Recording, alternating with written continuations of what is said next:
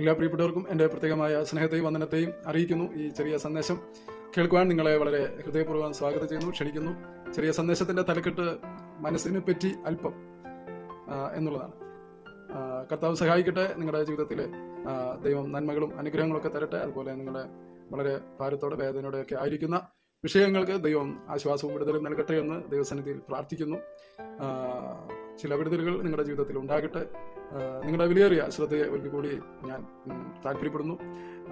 വളരെ വേഗത്തിൽ ചുരുക്കം വാക്കുകൾ ദൈവവചനത്തിൽ നിന്ന് ബൈബിളിനെ പറ്റി ഉള്ള കാര്യങ്ങൾ ചെറിയ രീതിയിൽ നമുക്ക് മനസ്സിലാക്കാം. കർത്താവ് നമ്മെ അനുഗ്രഹിക്കുമാറാകട്ടെ. നമുക്കറിയാം, മനുഷ്യന് 3 തലങ്ങളാണ് ഉള്ളത്. 1 ശരീരം, 2 മനസ്സ്, 3 ആത്മാവ് എന്ന 3 തലങ്ങൾ കൊണ്ട് മനുഷ്യനെ നമുക്ക് മനസ്സിലാക്കുവാനായിട്ട് കഴിയുന്നുണ്ടല്ലോ. ശരീരം എന്ന് പറയുന്നത് ഈ ഭൂമിയിൽ ജീവിക്കാൻ വേണ്ടതായ കാര്യങ്ങളെക്കുറിച്ച് അതിനോടുള്ള ബന്ധത്തിലാണ് ശരീരം നിൽക്കുന്നത്. ഈ ഭൂമിയിൽ ജീവിക്കാൻ വേണ്ടത്, മരണത്തിന് ശേഷം ഈ ശരീരം ഈ ഭൂമിയിൽ അഴുകിച്ചേരുവാനായിട്ട് ഇടയാകും. രണ്ടാമത്തേത് മനസ്സാണ്. മനസ്സ് എന്ന് പറയുന്നത് അതൊരു അവയവമല്ല. എന്നാൽ ശാസ്ത്രീയമായ കണ്ടെത്തലുകളൊക്കെ പറയുന്നത് തലച്ചോറ് അതിനോടനുബന്ധിച്ചിട്ടുള്ള പല കാര്യങ്ങൾ ചേർന്ന് വരുന്ന ഒന്നാണ്. അതിനവർ ഉദാഹരണമൊക്കെ പറയുന്നത് താളപ്പിഴകൾ സംഭവിക്കുന്ന, മാനസിക ആരോഗ്യം നഷ്ടപ്പെടുന്ന, അല്ലെങ്കിൽ മറ്റു നിലകളിൽ മാനസിക നിലവാരം വളരെ താഴ്ന്ന നിലകളിലൊക്കെ സംഭവിക്കുന്ന തലച്ചോറിന്റെ പ്രവർത്തനത്തിലുള്ള പ്രതിസന്ധിയാണ് എന്നാണ് ശാസ്ത്രീയമായ കാര്യങ്ങൾ പറയുന്നത്. എന്നാൽ നമുക്ക് ഇങ്ങനെ ഒരു കാര്യം ചിന്തിക്കാനായിട്ട് കഴിയും. നമ്മുടെ ചിന്തകൾ, നമ്മുടെ വികാരങ്ങൾ, നമ്മുടെ ഇച്ഛകൾ അടങ്ങിയിരിക്കുന്ന, അതായത് യഥാർത്ഥമായ ഒരു വ്യക്തിത്വം അല്ലെങ്കിൽ ഒരു വ്യക്തിയുടെ വ്യക്തിത്വം ഏതാണെന്ന് ചോദിച്ചു കഴിഞ്ഞാൽ നമുക്ക് പറയാൻ കഴിയുന്നത് നമ്മുടെ മനസ്സാണ്. മൂന്നാമത്തേത് ആത്മാവാണ്. നമുക്കറിയാം, ആത്മാവ് ഇല്ല എന്ന് പറയുന്ന ചുരുക്കം ചില പ്രിയപ്പെട്ടവരെ കാണുവാനായിട്ട് കഴിയും. എന്നാൽ നമുക്ക് മറ്റ് നമ്മുടെ നാടുകളിലും മതങ്ങളിലൊക്കെ പല നിലകളിൽ ഉപയോഗിക്കുന്നതായ വാക്കുകൾ എടുത്ത് പഠിച്ചു കഴിഞ്ഞാൽ ആത്മാവ് ഉണ്ട് എന്നും മനുഷ്യനും മൃഗങ്ങളും തമ്മിലുള്ള വ്യത്യാസം ആത്മാവ് ഇല്ലാത്തതാണ് മൃഗങ്ങൾ എന്നൊക്കെ പറഞ്ഞ് നമ്മൾ ആത്മാവിനെ കുറിച്ച് വളരെ കേരളത്തിലെ മനുഷ്യർക്ക് വളരെ ബോധവാന്മാരാണ്. ആത്മശാന്തിക്ക് വേണ്ടി മരണത്തിന് ശേഷം ചെയ്യുന്ന കാര്യങ്ങൾ നമുക്കറിയാം. ആത്മാവിന് മോക്ഷം ലഭിക്കണം എന്ന് പറയുന്നു. അത് നിത്യമായ കാര്യമാണ്, അതിന് നാശമില്ല, അത് എന്നേക്കും ജീവിക്കുന്നതാണ് എന്നൊക്കെ നമ്മൾ വളരെ വിശദമായി നമുക്ക് മനസ്സിലാക്കുന്നവരാണ് നമ്മളായിരിക്കും. അപ്പോൾ ആത്മാവുണ്ട് അല്ലെ, ആത്മാവില്ല എന്ന് പറയുന്ന ആളുകൾ പത്രത്തിൽ അല്ലെങ്കിൽ മാധ്യമങ്ങളിൽ ആത്മഹത്യ ചെയ്യുന്നവരുടെ ജീവിതത്തെ കുറിച്ച് വാർത്ത കൊടുക്കുമ്പോൾ അല്ലെങ്കിൽ പറയുമ്പോൾ അവർ പറയുന്നത് ആത്മഹത്യ ചെയ്തു എന്നാണ്, ആത്മാവിനെ ഹത്യ ചെയ്തു എന്നാണ് പറയുന്നത്. അപ്പോൾ മതങ്ങൾ പഠിപ്പിക്കുന്നതും നമ്മുടെ എല്ലാ വ്യക്തികളൊക്കെ പറയുന്നതായ കാര്യങ്ങൾ ഇപ്രകാരമാണ്. നമുക്കിപ്പോൾ മനുഷ്യന്റെ 3 തലങ്ങളാണ്. നമ്മളെ പ്രധാനപ്പെട്ട വിഷയം എന്ന് പറയുന്നത് മനസ്സിനെ പറ്റിയുള്ള കാര്യമാണ് നമ്മൾ പഠിക്കുവാനായിട്ട് അല്ലെങ്കിൽ മനസ്സിലാക്കുവാനായിട്ട് ഇടയാകുന്നത്. നമുക്കറിയാം, മനസ്സാണ് ഒരു വ്യക്തിയുടെ വ്യക്തിത്വം എന്ന് കാണുവാനായിട്ട് കഴിയും. ഈ മനസ്സ് ഈ ശരീരത്തോട് ചേർന്ന് അല്ലെങ്കിൽ ശരീരത്തിൻ്റെതായ കാര്യങ്ങൾ ചിന്തിക്കുന്നുവെങ്കിൽ ആ നിലകളിൽ ശരീരവും മനസ്സും നിന്നുകൊണ്ട് പല കാര്യങ്ങൾ ചെയ്യുന്നു, പ്രവർത്തിക്കുന്നു. ശരീരത്തിന് ഒത്തിരി ശ്രേഷ്ഠതയൊന്നും പറയാനായിട്ട് കഴിയും. ഈ ഭൂമിയിൽ ജീവിക്കണം എന്നുള്ളതാണ്. അതിന് നമ്മുടെ ശരീരം നോക്കും, ഈ ലോകത്തിന്റെ പശ്ചാത്തലങ്ങളൊക്കെ നോക്കും. ഈ ലോകത്തിന്റെ വക്രതയും പാപവും ഒക്കെ മനുഷ്യനെ വളരെയധികം താഴ്ചയുള്ള ഒരു മണ്ഡലത്തിലേക്ക് നടത്തുന്ന ഒരു തലം ഇന്ന് ഉള്ളതുകൊണ്ട് തെറ്റായ നിലകളിൽ ചിന്തിച്ച്, അതുപോലെ തന്നെ ഈ ജഡത്തിന്റെ സുഖവും ഈ ലോകത്തിന്റെ സുഖവും അതിന്റെ മോഹങ്ങളൊക്കെ ചെയ്ത് തെറ്റുകൾ ചെയ്ത് അവസാന മരണത്തിലേക്ക് പോവുകയും ഈ ശരീരം ഇവിടെ പോവുകയും നമ്മുടെ ആത്മാവിനെ നിത്യശിക്ഷാവിധിയായിരിക്കുന്ന നരകത്തിലേക്ക് പോകും എന്നൊക്കെയാണ് നമ്മൾ ദൈവവചനത്തിൽ നിന്ന് മനസ്സിലാക്കുന്നത്. അപ്പം മനസ്സ് ശരീരത്തോട് ചേർന്ന് നിന്ന് കഴിഞ്ഞാൽ ശരീരത്തിന് ശ്രേഷ്ഠത, പ്രത്യേകിച്ച് ഉന്നതമായ ഒരു ശ്രേഷ്ഠതയൊന്നും ഇല്ലാത്തത് കൊണ്ട് ഈ മണ്ണിലുള്ളതിനെ, ഈ ഭൂമിയിൽ ജീവിക്കാൻ വേണ്ടി, ഈ ലോകത്തിൽ ജീവിക്കാൻ വേണ്ടി, ഈ ലോകത്തിന്റെ മോഹങ്ങളും ഈ ജഡത്തിന്റെ മോഹങ്ങളിലൊക്കെ കൂപ്പുകുത്തി അങ്ങനെ തെറ്റുകൾ ചെയ്ത് പാപങ്ങൾ ചെയ്ത് അങ്ങനെ ഒരു തെറ്റായ ജീവിത രീതിയിലേക്ക് പോകുകയും തനിക്ക് തന്നെ വലിയ പ്രതിസന്ധി ഉണ്ടാക്കുകയും പാപത്തിന് ശാപങ്ങളുണ്ട്, അങ്ങനെ ശാപങ്ങൾ പേറുന്ന, അതുപോലെ സമൂഹത്തിനും കുടുംബത്തിനും ഒക്കെ നമ്മൾ ദോഷങ്ങൾ വരുത്തി വെക്കുന്ന കാര്യങ്ങളൊക്കെ നമുക്ക് കാണും. അതിനപ്പുറമായി മരണത്തിന് ശേഷം ഒരു നിത്യമായ ശിക്ഷാവിധി നമുക്ക് ശരീരത്തിന് വേണ്ടി മനസ്സ് ചിന്തിച്ച് മുന്നോട്ട് പോകുമ്പോൾ സംഭവിക്കാനായിട്ടിടയാകും. അപ്പോൾ മനസ്സ് ആത്മാവിനോട് ചേർന്ന് നിൽക്കുവാനാണ് ദൈവം ആഗ്രഹിക്കുന്നത്.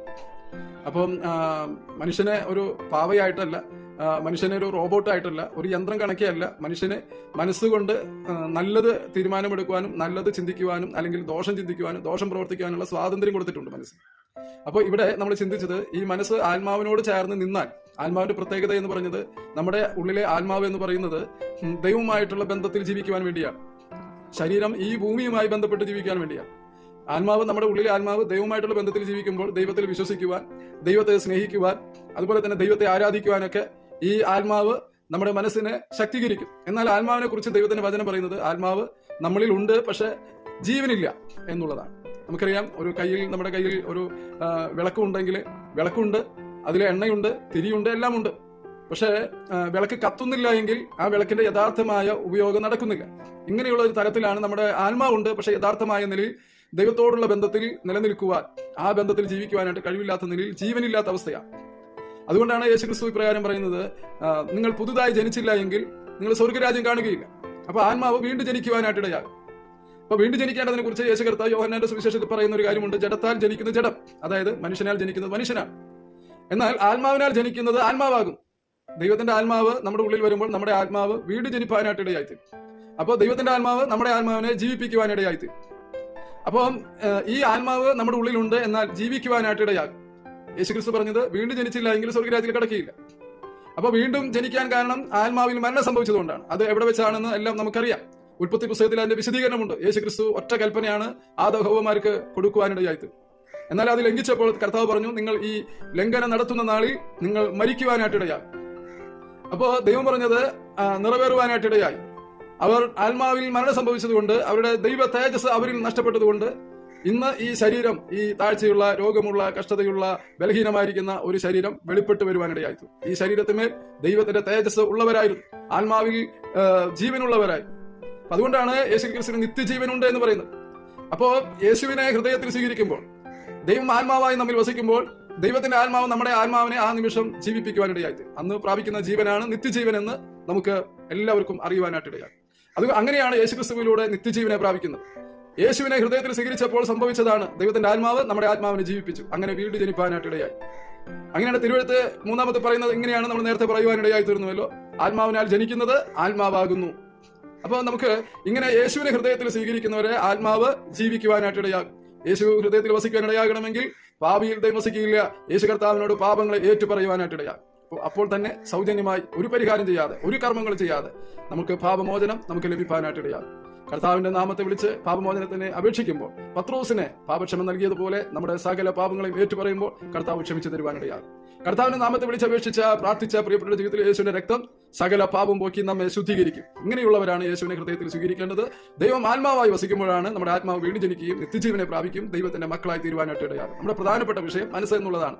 ഈ ആത്മാവുമായി, ദൈവവുമായിട്ട് ബന്ധത്തിന് നിലനിൽക്കുവാനും, വിശ്വസിക്കുവാനും, സ്നേഹിക്കുവാനും, ആരാധിക്കുവാനും കൊതിക്കുന്ന ആത്മാവാണ്. അത് ഈ ആത്മാവ് അങ്ങനെയുള്ള ഒരു തരത്തിലാണ്. ഞാൻ നേരത്തെ പറഞ്ഞു, ശരീരം ഈ ഭൂമിയിൽ ജീവിക്കാനായിട്ടാണെങ്കിൽ ആത്മാവ് നിത്യമായി ദൈവത്തോട് കൂടെ ജീവിക്കാൻ വേണ്ടിയാണ് ആത്മാവ് തന്നിരിക്കുന്നത്. അപ്പോൾ ഈ മനസ്സും ആത്മാവും തമ്മിൽ ചേർന്ന് നിൽക്കുമ്പോൾ ആത്മീകനായി, ദൈവമനുഷ്യനായി, ദൈവത്തിന്റെ ആത്മീകനായി മുന്നോട്ട് പോകുവാനായിട്ട് കഴിയും.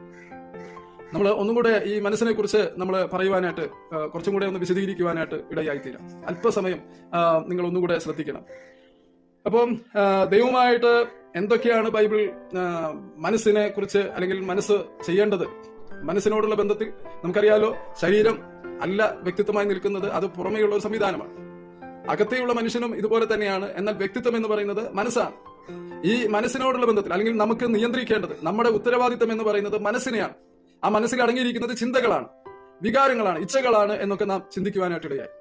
അപ്പോ ഇവിടെ പറയുന്നത്, ബൈബിളിൽ മനസ്സിനെ പറ്റി ചില കാര്യങ്ങൾ പറഞ്ഞിട്ടുണ്ട്. നമുക്ക് ഒന്നാമത്തേത് കാണുന്നത് മാനസാന്തരപ്പെടണം എന്നാണ്.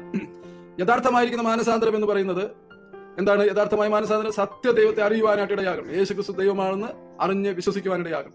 ആ ദൈവത്തെ എങ്ങനെയാണ് വിശ്വസിക്കേണ്ടത്? യേശു ദൈവമാണെന്നും, എന്റെ പാപത്തിന് വേണ്ടി പരിഹാരം വരുത്തിയെന്നും, എന്റെ പാപത്തിന്റെ ശിക്ഷയെ അനുഭവിച്ച് പരിഹാരം വരുത്തിയെന്നും, അവനോട് പാപങ്ങൾ ഏറ്റുപറയുമ്പോൾ പാപങ്ങൾ ക്ഷമിച്ച് നമ്മെ രക്ഷിച്ച് സ്വർഗരാജ്യത്തിന്റെ അവകാശിയാക്കി തീർക്കുവാനായിട്ട് ഇടയാകും. ഈ യേശു നമ്മുടെ ഉള്ളത്തിൽ വസിക്കുവാനായിട്ട് ഇടയാകുമ്പോഴാണ് സ്വർഗരാജ്യത്തിന് അവകാശിയായി തീരുവാനിടയാകും. കാരണം നമ്മുടെ ആത്മാവിനെ ദൈവത്തിന്റെ ആത്മാവ് ജീവിപ്പിക്കുവാനിടയായി. അപ്പോൾ മാനസാന്തരത്തിൽ ഒന്ന്, സത്യദൈവത്തെ അറിയുകയും ആ ദൈവത്തിന്റെ വചനമനുസരിച്ച് ജീവിക്കുവാനായിട്ട് ജീവിതത്തെ സമർപ്പിക്കുന്നതിനെയാണ് യഥാർത്ഥ മാനസാന്തരം എന്ന് നമുക്ക് ദൈവത്തിന്റെ വചനം നമ്മെ പഠിപ്പിക്കുക. അപ്പൊ ദൈവം യേശു സത്യദൈവത്തെ അറിയണം. എന്താണ് അറിവ്?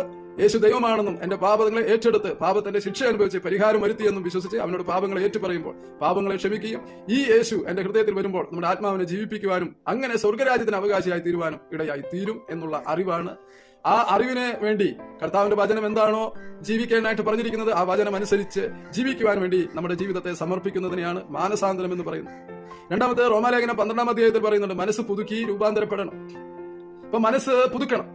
മനസ്സ് പുതുക്കണത് ഓരോ നിമിഷങ്ങളും അല്ലെങ്കിൽ ഓരോ ദിനങ്ങളും നാൾ തോറും മനസ്സ് പുതുക്കി രൂപാന്തരപ്പെടുവാനായിട്ട് ഇടയായിത്തീരും. അപ്പൊ അത് മനസ്സ് പുതുക്കുവാനായിട്ട് ഇടയായിത്തീരുമ്പോൾ അവിടെ അതിനു മുൻപ് ഒരു വാക്ക് പറയുന്നുണ്ട്. റോമാലേഖനം 12-ന്റെ 1-2 പറയുന്നത് എങ്ങനെയാണ്? ഈ ലോകത്തിന് അനുരൂപരാകാതെ. അപ്പൊ മനസ്സ് പുതുക്കേണ്ടത് എങ്ങനെയാണെന്ന് പറഞ്ഞാൽ, ഈ ലോകപ്രകാരം, ദൈവമില്ലാതെ ലോകപ്രകാരം ജീവിക്കുന്നവരുടെ ആ ക്രമത്തെ നമ്മൾ എന്ത് ചെയ്യരുത്? അനുകരിക്കരുത്. ഈ ലോകത്തിന് അനുരൂപരാകാതെ. ജഡമോഹം, കൺമോഹം, ജീവനത്തിന്റെ പ്രതാപം, ഇതാണ് ഈ ലോകപ്രകാരം ജീവിക്കുമ്പോൾ ഉണ്ടാകുന്നത്. ജഡമോഹം, കൺമോഹം, ജീവനത്തിന്റെ പ്രതാപം. അപ്പൊ ഈ ലോകത്തിന് അനുരൂപരാകാതെ മനസ്സ് പുതുക്കുവാനായിട്ട് ഇടയായിത്തീരണം. മനസ്സ് പുതുക്കണം. അതായത് ദൈവത്തോടുള്ള ബന്ധത്തിൽ, ചിന്തകളിൽ ഒക്കെ എന്ത് ചെയ്യണം?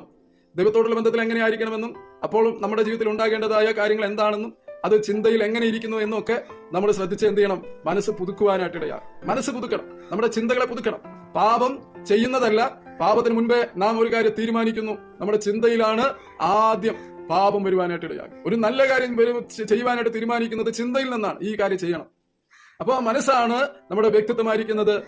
മനസ്സിലാണ് പുതുക്കം പ്രാപിക്കേണ്ടത്. ഒന്നാമത്തേത് മാനസാന്തരപ്പെടണം. രണ്ടാമത്തേത് മനസ്സ് പുതുക്കണം. എങ്ങനെ പുതുക്കണം? ഈ ലോകത്തിന് അനുരൂപരാകാതെ, ആ ലോകത്തിന്റെ ജഡമോഹം, കൺമോഹം, ജീവനത്തിന്റെ പ്രതാപം ഇതിനനുസരിച്ചല്ല, ഇതിനോടുള്ള ബന്ധത്തിലല്ല. എങ്ങനെയാണ്? മനസ്സ് പുതുക്കി രൂപാന്തരപ്പെടണം. അപ്പോ ഒരു വലിയ പ്രത്യേകത കൂടെ നമ്മുടെ ജീവിതത്തെയൊക്കെ മാറ്റിമറിക്കുന്ന, ദൈവികമായി ആത്മീകമായി ചെയ്യുവാനായിട്ട് നമുക്ക് പ്രാപ്തി വരുത്തുന്ന വലിയൊരു കാര്യമാണ് ദൈവഹിതം ഇന്നതെന്ന് തിരിച്ചറിയുവാനായിട്ട് ഇടയാകും. നമ്മുടെ എല്ലാവരുടെയും ആഗ്രഹം ദൈവത്തിന്റെ ഹിതം പോലെ ജീവിക്കണം എന്നുള്ളതാണ്. അപ്പൊ ദൈവഹിതം ഇന്നതെന്ന് തിരിച്ചറിയുവാൻ കഴിയേണ്ടതിന് ആ ദൈവഹിതത്തിനെ ഞാൻ മുൻപ് ഒരു വീഡിയോയിൽ പറഞ്ഞിട്ടുണ്ട്. നന്മയും പൂർണ്ണതയും പ്രസാദവുമുള്ള ദൈവഹിതം ഇന്നതെന്ന് തിരിച്ചറിയുവാൻ നമ്മെ ശക്തരാക്കുവാനായിട്ടിടയാകും. അപ്പൊ മനസ്സ് പുതുക്കി രൂപാന്തരപ്പെടുവാനിടയാകും. മൂന്നാമത്തെ കാര്യം 2 കൊരിന്ത്യർ 10:5 പറയുന്നത്, ക്രിസ്തുവിന് വിരോധമായി പൊങ്ങുന്ന എല്ലാ ഉയർച്ചകളും, ക്രിസ്തുവിന് വിരോധമായി പൊങ്ങുന്ന എല്ലാ ഉയർച്ചകളും നമ്മുടെ ചിന്തകൾ പിടിച്ചടക്കുവാനായിട്ടിടയാകും. എന്നിട്ട് പ്രതികാരം ചെയ്യുവാൻ ഒരുങ്ങിയിരിക്കണം. വാളെടുത്ത്, കുന്തം കൊണ്ട്, തോക്ക് വെച്ച്, ബോംബിട്ട് പ്രതികാരം ചെയ്യാനല്ല അവിടെ പറയുന്നത്. മനസ്സിലാണ് എന്താണ്? വിരോധമായി പൊങ്ങുന്ന ഉയർച്ചകളെ പിടിച്ചടക്കുവാനായിട്ടിടയാകും, നിയന്ത്രിക്കുവാനിടയാകണം. ചിന്തകൾ എന്ത് ചെയ്യണം? നിയന്ത്രിക്കുവാനായിട്ടിടയാകും. എന്നിട്ട് പ്രതികാരം ചെയ്യണം. എങ്ങനെ പ്രതികാരം ചെയ്യേണ്ടത്? അപ്പോൾ നമുക്ക് രോഗത്തോടുള്ള ബന്ധത്തിൽ ഒരു ഉദാഹരണമാണ്. ഒരു രോഗമുണ്ട്, ആ രോഗം ഞാൻ മരിച്ചു പോകുമോ എന്നുള്ളൊരു ചിന്ത കയറി വരും. നമുക്ക് ഒരു ചെറിയ രോഗം വന്നു കഴിഞ്ഞാൽ ഈ ലോകത്തിലെ ഏറ്റവും വലിയ രോഗമാണ് അതെന്ന് നമ്മൾ ചിന്തിക്കും. അപ്പൊ അങ്ങനെയുള്ള ചിന്തകളെ, അല്ലെങ്കിൽ മറ്റൊരു നിലയിൽ ഈ ലോകത്തിന്റെ ഭാഷയിൽ നാം പറഞ്ഞിരുന്നത് നെഗറ്റീവ് ആയിരിക്കുന്ന ചിന്തകൾ, അതാണ് വിരോധമായി ഉയർന്നു വരുന്നത്. അതിനെ എന്ത് ചെയ്യണം? പിടിച്ചടക്കണം. എന്നിട്ട് പ്രതികാരം ചെയ്യണം. അപ്പൊ നെഗറ്റീവ് വരുമ്പോൾ അതിനെ പിടിച്ചടക്കി നിയന്ത്രിച്ച് അങ്ങനെയല്ല എന്ന് പറഞ്ഞുകൊണ്ട് പോസിറ്റീവ് പറയണം. പോസിറ്റീവ് ബൈബിൾ ഭാഷയിൽ പറയുന്നുവെങ്കിൽ സങ്കീർത്തനങ്ങൾ പുസ്തകം 45 പറയുന്ന 1-ാമത്തെ വാക്യമാണ്, എന്റെ ഹൃദയം എന്റെ മനസ്സിൽ ശുഭവചനത്താൽ നിറഞ്ഞ് കവിയുന്നു. അപ്പോ പോസിറ്റീവായിരിക്കുന്ന ദൈവത്തിന്റെ വചനം ശുഭവചനങ്ങൾ കൊണ്ട് നിറയ്ക്കുന്നുവെങ്കിൽ അത് നമ്മൾ പറയുവാൻ, നമ്മുടെ ചിന്തയിൽ അത് കൊണ്ടുവരുവാനും അത് നിറഞ്ഞു കഴിഞ്ഞാൽ കവിയും. അപ്പോൾ നമ്മുടെ ഉള്ളിൽ തന്നെ നമ്മൾ പറയും, അങ്ങനെയല്ല, എനിക്ക് ദൈവം ദീർഘായുസാണ് വാഗ്ദത്തം ചെയ്തിരിക്കുന്നത്, എന്റെ കർത്താവ് സൗഖ്യദായകനാണ്, ഇന്ന് അനേക ദൈവദാസന്മാരുണ്ട്, അവരുടെ ശുശ്രൂഷയിൽ സൗഖ്യം വരും എന്നുള്ളതായ പോസിറ്റീവ് ആയിരിക്കുന്ന ശുഭവചനങ്ങൾ കൊണ്ട് അത് ചെയ്യുന്ന നമ്മൾ പറയുമ്പോൾ അത് പ്രതികാരമാണ് ചെയ്യുവാനായിട്ട് ഇടയാകും. അപ്പൊ പിടിച്ചടക്കുക മാത്രമല്ല, പ്രതികാരം ചെയ്യണം. അപ്പൊ നെഗറ്റീവ് ചിന്തകൾ വരാം, പിടിച്ചടക്കിക്കൊണ്ട് പോസിറ്റീവ് ചിന്തകളെ നമ്മൾ പറയുവാനിടയാകണമെങ്കിൽ അത് പ്രതികാരമാണ്, അത് ശത്രുവിന്റെ പദ്ധതികളെ ഇല്ലാതാക്കുന്നതാണ്. അതിനെ ശുഭവചനത്താൽ നമ്മളെ നിറയുവാനായിട്ടിടയാകും. അതിങ്ങനെ ഒഴുകി വരണം. അപ്പോൾ ശുഭവചനങ്ങളെ കുറിച്ച് നല്ല ഗ്രാഹ്യമുള്ളവരായി, മനസ്സിലാക്കിയവരായി പറയുവാൻ കഴിയത്തക്ക നിലയിൽ ഒത്തിരി വചനങ്ങൾ നമ്മുടെ ഉള്ളിൽ ഉണ്ടാകുവാനായിട്ടിടയാകും. അതിനാണ് നമ്മൾ ദൈവത്തിന്റെ വചനമൊക്കെ വായിച്ച് ധ്യാനിക്കുവാനായിട്ടിടയാകും. അപ്പൊ ഇനി നമുക്ക് അടുത്ത് ചിന്തിക്കേണ്ടത് ക്രിസ്തുവിന് വിരോധമായി പൊങ്ങുന്ന ഉയർച്ചകൾ എന്തൊക്കെയാണ്? അത് 3 തലങ്ങളാണ്. 1 ദൈവത്തോടുള്ള ബന്ധത്തിൽ, 2 നമ്മളെ വ്യക്തിപരമായുള്ള ബന്ധത്തിൽ, 3 സഭാപരമായി ദൈവമക്കളുമായിട്ടുള്ള ബന്ധത്തിലാണ്. ക്രിസ്തുവിന് വിരോധമായി വരുന്ന ചിന്തകൾ ഏതാണെന്ന് ചോദിച്ചു കഴിഞ്ഞാൽ, ആപത്തുകൾ വരുമ്പോൾ, അനർത്ഥങ്ങൾ വരുമ്പോൾ, പ്രതിസന്ധികൾ വരുമ്പോൾ, തകർച്ചകൾ വരുമ്പോൾ, നഷ്ടങ്ങൾ വരുമ്പോൾ, ആർക്കും രക്ഷിക്കാൻ കഴിയില്ലാത്ത നിലയിലേക്ക് കയറി വരുമ്പോൾ ഈ ലോകപ്രകാരമുള്ള മനുഷ്യൻ നെഗറ്റീവ് പറയുവാനായിട്ട് ഇടയാകും. അപ്പൊ ക്രിസ്തുവിന് വിരോധമായി പൊങ്ങുകയാണ് അല്ലെ? നമ്മുടെ മനസ്സിനെ തകർക്കുന്ന നിലയിൽ നമ്മുടെ ആത്മാവ് ജീവിച്ചതുകൊണ്ട്, ദൈവമായിട്ടുള്ള ബന്ധത്തിൽ നിലനിൽക്കുന്നത് കൊണ്ട്, ദൈവത്തിന്റെ വചനത്തിൽ വിശ്വസിക്കുന്നത് കൊണ്ട്, ദൈവത്തിന്റെ ദാസന്മാരുടെ ശുശ്രൂഷകൾ നമുക്ക് ഉള്ളത് കൊണ്ട് എന്ത് സംഭവിക്കും? ഈ ആപത്തുകളും അനർത്ഥങ്ങളും ഏതൊക്കെ നിലകളിലുള്ള പ്രതിസന്ധികളാണെങ്കിലും ആമേൻ സ്വത്രം എന്ത് ചെയ്യും? ദൈവം രക്ഷിക്കുവാനായിട്ട് ഇടയാകും. അപ്പൊ ക്രിസ്തുവിന് വിരോധമായി നിൽക്കുന്ന പ്രതിസന്ധികൾ എന്റെ തകർച്ചയ്ക്ക് കാരണമായി തീരും. ഞാൻ ഭയപ്പെടുന്ന എന്റെ ജീവിതത്തിൽ സംഭവിക്കും. അയ്യോ എന്ന് പറഞ്ഞ് സകല നാടി ഞരമ്പും തളരുന്ന ഒരു അനുഭവത്തിലേക്കല്ല, അതിന്റെ അപ്പുറത്തേക്ക് വിരോധമായതിനെ പിടിച്ചടക്കി എന്ത് ചെയ്യണം? ശുഭവചനത്താൽ നിലനിന്ന് ദൈവമായിട്ടുള്ള ബന്ധത്തിൽ നാം നിലനിൽക്കുവാനായിട്ടിടയാകും. അതൊരു ആത്മീയ മാർഗമാണ്. അപ്പൊ 1 ദൈവമായിട്ടുള്ള ബന്ധത്തിൽ, 2 വ്യക്തിപരമായ ബന്ധത്തിൽ. വ്യക്തിപരമായ ബന്ധത്തിൽ നാം ചെറിയ കാര്യങ്ങളൊക്കെ പറഞ്ഞിട്ടുണ്ട്. ഈ ലോകപ്രകാരം ജഡത്തിന്റെയും കൺമോഹത്തിന്റെയും ജീവനത്തിന്റെയും പ്രതാപ നിമിത്തം നമ്മളെ ശരീരത്തിന് ആവശ്യമായിരിക്കുന്ന ഈ ഭൂമിയിൽ ജീവിക്കാൻ വേണ്ടതായ കാര്യങ്ങളെ ചിന്തിച്ച് ആത്മാവിൽ നിത്യജീവനില്ലാതെ, ദൈവമില്ലാതെ ജീവിച്ചു വരുമ്പോൾ ഈ ദുഷ്ട സാഹചര്യത്തിലേക്ക് കൂപ്പുകുത്തി പോകുവാനിടയാകും. ഇനി ദൈവമക്കളായി ദൈവം നിത്യജീവനെ പ്രാപിച്ച് ദൈവം ആത്മാവായി നമ്മിൽ വസിക്കുന്ന ജീവിതത്തിൽ ചെറിയ ചെറിയ കുറവുകളൊക്കെ കടന്നു വരുമ്പോൾ നമ്മുടെ ചിന്തകളിൽ കർത്താവിനോട് ഏറ്റുപറഞ്ഞ് ഒരു ഉറപ്പ് ഏറ്റുപറഞ്ഞ് ഉപേക്ഷിക്കുന്ന അവർക്ക് ദൈവത്തിന്റെ കരുണ ലഭിക്കും. ആ അറിവ് മുഖാന്തരം എന്ത് ചെയ്യണം? നാം ഒരു തീരുമാനമെടുക്കുക. അപ്പൊ തെറ്റായ ചിന്തകൾ, ഈ ലോകപ്രകാരം ജീവിക്കാൻ ജഡികമായ സുഖങ്ങൾ, ഈ ജീവനത്തിന്റെ പ്രതാപം, അഹങ്കാരം, നിഗളം, അല്ലെ, അങ്ങനെയുള്ള താഴ്മയില്ലാത്ത ബഹുമാനമില്ലാത്ത ഒരു ജീവിതമൊക്കെ നയിക്കുമ്പോൾ എന്താ സംഭവിക്കുക? വിരോധമായി എഴുന്നേൽക്കുന്ന ചിന്തകൾ വരുവാനായിട്ടിടയാണ്. അവിടെ നമ്മെ തന്നെ ദൈവസന്നിധിയിൽ താഴ്ത്തി പാപങ്ങൾ ഏറ്റുപറഞ്ഞ് ഒരു പുതുക്കം പ്രാപിക്കുവാൻ കർത്താവിന്റെ മനസ്സ് പുതുക്കി രൂപാന്തരപ്പെടണം. ഇപ്പോഴുള്ള ആ സൃഷ്ടിയിൽ നിന്ന് വേറൊരു സൃഷ്ടിയിലേക്ക് മാറണം. ആ പാപ സ്വഭാവം നമ്മിൽ നിന്നില്ലാത്ത നിലയിലേക്ക് നാം മാറുവാനായിട്ടിടയാണ്. അപ്പൊ വ്യക്തിപരമായ നിലയിൽ വിരോധമായി വരുന്ന കാര്യങ്ങളെ നമ്മൾ പിടിച്ചടക്കുവാനായിട്ടിടയാണ്. മൂന്നാമത്തേത് ദൈവസഭ അല്ലെങ്കിൽ ദൈവ മക്കളുമായിട്ടുള്ള ബന്ധത്തിലാണ്. അവിടെ ദൈവം നമ്മെ ആക്കി വെച്ചിരിക്കുന്നത് സ്നേഹത്തിൽ ഏക മനസ്സോടെ ഐക്യതയോടെ നിലനിൽക്കണമെന്നാണ് ദൈവസഭയോടുള്ള ബന്ധത്തിൽ ഓരോരുത്തരെയും കുറിച്ചുള്ള ഉദ്ദേശം എന്ന് പറയുന്നത്. അപ്പോ ഈ സ്നേഹത്തിനും ഈ ഐക്യതയ്ക്കും ഏക മനസ്സില്ലാത്തവണ്ണം യോജിക്കാത്ത നിലയിൽ നമ്മുടെ ജീവിതത്തിൽ വരുന്നതായ ചിന്തകൾ ചിലപ്പോൾ മറ്റുള്ളവരെ ബഹുമാനിക്കാത്തതായിരിക്കാം, ചിലപ്പോൾ ക്ഷമിക്കാൻ പറ്റാത്ത നിലയിൽ നമ്മുടെ ജീവിതത്തിൽ തെറ്റായ നിലയിൽ നമ്മളുടെ ജീവിതത്തിലേക്ക് അവർ പെരുമാറിയതായിരിക്കാം. ഏതൊക്കെ നിലയിലാണെങ്കിലും ദൈവസഭയിലെ പ്രിയപ്പെട്ടവരുമായി എന്തായി തീരണം? ഏക മനസ്സുള്ളവരായി യോജിച്ചിരിക്കണം. സ്നേഹത്തിൽ ഐക്യതയുള്ളവരായി നിലനിൽക്കുവാനിടയാകണം. ഇതിന് വിരോധമായി നാം ഓരോരുത്തരും നമ്മെ തന്നെ വളരെ ശ്രദ്ധിച്ച് താഴ്മയോടെ, അപ്പോൾ നമ്മുടെ ഹൃദയത്തിൽ, നമ്മുടെ ചിന്തയിൽ, നമ്മുടെ മനസ്സിൽ ഇതിനെതിരെ പലതും കാണുമ്പോൾ, നമ്മുടെ ജീവിതത്തിൽ തന്നെ കുറവുകൾ കടന്നു വരുമ്പോൾ ക്രിസ്തുവിന് വിരോധമായിരിക്കുന്ന ചിന്തകളെ പിടിച്ചടക്കി പിന്നെന്ത് ചെയ്യണം? പ്രതികാരം ചെയ്ത് കർത്താവെ ക്ഷമിക്കണമെന്നും എന്റെ ജീവിതത്തിൽ ഇങ്ങനെ തെറ്റായ നിലകളിൽ മറ്റുള്ളവരോടുള്ള ബന്ധത്തിലുള്ള കുറവുകൾ ഇനി ചെയ്യാതെ ജീവിക്കാമെന്നൊക്കെ പറഞ്ഞ് ദൈവസന്നിധിയിൽ വലിയ ആത്മാർത്ഥമായി ദൈവസന്നിധിയിൽ പ്രാർത്ഥിച്ച് നമ്മെ സമർപ്പിക്കുവാനായിട്ടിടയാകും. നമ്മൾ അവസാനം പറഞ്ഞ കാര്യം ക്രിസ്തുവിന് വിരോധമായി പൊങ്ങുന്ന 3 നിലകളെ കുറിച്ചിട്ടാണ്. ദൈവമായിട്ടുള്ള ബന്ധത്തിൽ ആപത്തുകളും അനർത്ഥങ്ങളും പ്രതിസന്ധികളും കടന്നു വരുമ്പോൾ രക്ഷിക്കുന്ന ഒരു ദൈവമുണ്ട്. അങ്ങനെ ഒരു പ്രഖ്യാപനം, അങ്ങനെ നമ്മുടെ ഹൃദയത്തിൽ ഒരു നിർണയമില്ല എങ്കിൽ ക്രിസ്തുവിന് വിരോധമായി പൊങ്ങുന്ന ഉയർച്ചകൾ വരുവാനിടയാകും. അതിനെ പിടിച്ചടക്കണം, പ്രതികാരം ചെയ്യണം, ശുഭവചനം പറയുവാനായിട്ടിടയാണ്, രക്ഷിക്കുന്ന ഒരു ദൈവമുണ്ട് എന്ന് പറയുവാനിടയാണ്. രണ്ടാമത്തേത് ക്രിസ്തുവിനെ വിരോധമായി പോകുന്ന ഒന്നാമത്തേത് ചിന്ത എന്നത് ദൈവമായിട്ടുള്ള ബന്ധത്തിൽ. രണ്ടാമത്തേത് വ്യക്തിപരമായ ജീവിതത്തിലെ കുറവുകൾ, ദോഷങ്ങൾ, തെറ്റുകൾ, തെറ്റുകുറ്റങ്ങൾ, കുറവുകളൊക്കെ ഇല്ലാതെ വണ്ണം നമ്മെ തന്നെ സൂക്ഷിക്കുവാനിടയാകണം. നമ്മുടെ ചിന്തകൾ ശരിയായതാണോ, ദൈവഹിതമുള്ള ചിന്തകളാണോ, തെറ്റിലേക്ക് പോകുന്നതാണോ? തെറ്റ് വന്നുവെങ്കിൽ കർത്താവേ എന്ന് വിളിച്ച് പാപങ്ങളെ ഏറ്റുപറഞ്ഞ് ഉപേക്ഷിച്ച് ദൈവത്തോട് നിരപ്പ് വരുത്തുവാനായിട്ടിടയാകണം. തെറ്റുകുറ്റങ്ങൾ വരാത്തവർ ആരുമില്ല, അത് സ്വാഭാവികമാണ്. എന്നാൽ തെറ്റുകളെ കണ്ടെത്തി, പരാജയം കണ്ടെത്തി, ഏറ്റുപറഞ്ഞ് നിരപ്പ് പ്രാപിച്ച് നമ്മെ അതിനായിട്ട് സമർപ്പിക്കുമ്പോൾ അവൻ വിജയത്തിന്റെ ആദ്യ പടിയിലേക്ക് ചവിട്ടുവാനായിട്ടിടയാകും. മൂന്നാമത്തേത് സഭയിലെ ദൈവ മക്കളോടുള്ള ബന്ധത്തിലുള്ള ഏക മനസ്സോടെ സ്നേഹത്തിൽ ഐക്യതയിൽ യോജിക്കുന്നവരായി തീരണം. അതിനെതിരെ നിൽക്കുന്ന എല്ലാ ചിന്തകളെയും, നമുക്കെതിരെ വരുന്ന തെറ്റുകളെ എന്ത് ചെയ്യണം? നമ്മൾക്കെതിരെ വരുന്ന നിലയിലുള്ള കാര്യങ്ങളൊക്കെ വരുമ്പോൾ ക്ഷമിക്കുവാൻ കഴിയുന്ന സ്നേഹം ക്ഷമിക്കുവാനായിട്ടിടയായി. അപ്പൊ ആ നിലയിലും നിലയിലും നിൽക്കുവാനായിട്ടിടയാകും. ഞാൻ എന്റെ വാക്കുകൾ ഇവിടെ നിർത്തുവാനായിട്ട് ആഗ്രഹിക്കുന്നു. മനസ്സിനെ പറ്റിയാണ് നാം പറയുവാനിടയായി തീരുന്നത്. ശരീരത്തോടുള്ള ബന്ധത്തിൽ ചിന്തിച്ച് മുന്നോട്ട് പോകുന്നുവെങ്കിൽ അവൻ തെറ്റിൽ അകപ്പെട്ട് നിത്യമായ നരകത്തിന് യോഗ്യരായി തീരും. ആത്മാവിനോട് ബന്ധപ്പെട്ടാണ് മനസ്സ് നിൽക്കേണ്ടത്. ആത്മാവ് ജീവനുള്ളതായി തീരണമെങ്കിൽ പാപമോചനം കർത്താവിൽ നിന്ന് വിളിച്ച് പാപമോചനം പ്രാപിച്ച് യേശുവിന്റെ ഹൃദയത്തിൽ വരണമെന്ന് പറയുവാനായിട്ടിടയാകും. അപ്പോൾ ആത്മാവ് വീണ്ടും ജനിക്കുവാനിടയായി തീരും. ആ ആത്മാവുമായി മനസ്സ് ദൈവമായിട്ടുള്ള ബന്ധത്തിൽ പോകുവാനാണ് ആത്മാവും മനസ്സും ഒന്നാകുമ്പോൾ നമ്മെ ശക്തീകരിക്കുന്നത്. അങ്ങനെയാണ് മനുഷ്യൻ പഴയ സ്വഭാവത്തിൽ മാറുന്നത്. ദൈവമായിട്ടുള്ള ബന്ധത്തിൽ ജീവിക്കാനാണ് ആത്മാവ് വീണ്ടും ജനിപ്പാനിടയായി തീരുന്നത്. അപ്പൊ അങ്ങനെ ദൈവമായിട്ടുള്ള ബന്ധത്തിൽ ആരാധിപ്പാനും വിശ്വസിക്കുവാനും ദൈവത്തെ സ്നേഹിക്കുവാനും ഒക്കെ കഴിയുന്ന ഒരു വലിയ തലത്തിലേക്ക് നാം മാറ്റപ്പെടും. അത്ഭുതകരമായ നിലകളിൽ മനസ്സിന്റെ മണ്ഡലങ്ങൾ മാറി അങ്ങനെ ആ ദൈവികമായ ബന്ധത്തിൽ പോകുവാനായിട്ട് കഴിയും. അപ്പം പിന്നീട് മനസ്സിന് വേണ്ടതായ കാര്യമാണ് നമ്മൾ പറയുവാനിടയായി തീർന്നത്. മനസ്സിന് വേണ്ടത് മാനസാന്തരപ്പെടണം, മനസ്സ് പുതുക്കണം. മൂന്നാമത്തേത് മനസ്സ് പുതുക്കിയാലാണ് ദൈവഹിതം ഇന്നതെന്നറിയുക. മനസ്സ് പുതുക്കേണ്ടത് ഈ ലോകത്തിന് അനുരൂപരാകാതെ ജീവിക്കുവാൻ മനസ്സ് പുതുക്കണം. അപ്പൊ ദൈവഹിതം ഇന്നതെന്ന് തിരിച്ചറിയുവാനിടയാണ്. എന്താണ് തീരുമാനിക്കേണ്ടത് എന്നറിയാതെ ബുദ്ധിമുട്ടുമ്പോൾ ഈ നില റോമാലേഖനം 12 കാണുവാനായിട്ട് കഴിയും. മൂന്നാമത്തേതാണ് 2 കൊരിന്ത്യർ 10 നമ്മൾ വായിച്ചത് 5-ാമത്തെ വാക്യം, ക്രിസ്തുവിന് വിരോധമായി പൊങ്ങുന്ന ഉയർച്ചകൾ. ഇതിനോടുള്ള ബന്ധത്തിലാണ് 3 നിലകളിൽ നമ്മൾ ചിന്തിച്ചത്.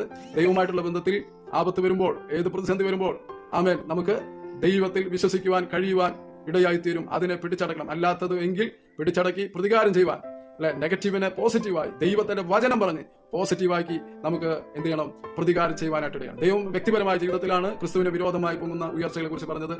മൂന്നാമത്തേത്, ദൈവമക്കൾ, സഭകൾ ആ ദൈവമക്കളുമായി കൂട്ടു സഹോദരങ്ങളുമായിട്ടുള്ള ബന്ധത്തിൽ നമ്മെ വിളിച്ചിരിക്കുന്നത് സ്നേഹത്തിൽ, ഏകമനസ്സോടെ, ഐക്യതയോടെ യോജിച്ചിരിക്കേണ്ടതിന് വേണ്ടിയാണ്. കർത്താവ് നമ്മെ ഈ വചനങ്ങൾ അനുഗ്രഹിക്കുമാറാകട്ടെ. കേട്ട ഓരോ പ്രിയപ്പെട്ടവർക്കും എന്റെ പ്രത്യേകമായ നന്ദിയെയും സ്നേഹത്തെയും അറിയിക്കുന്നു. ദൈവം നമ്മെ എല്ലാവരെയും ധാരാളമായി അനുഗ്രഹിക്കട്ടെ എന്ന് ദിവസത്തിൽ പ്രാർത്ഥിക്കുന്നു, ആശംസിക്കുന്നു.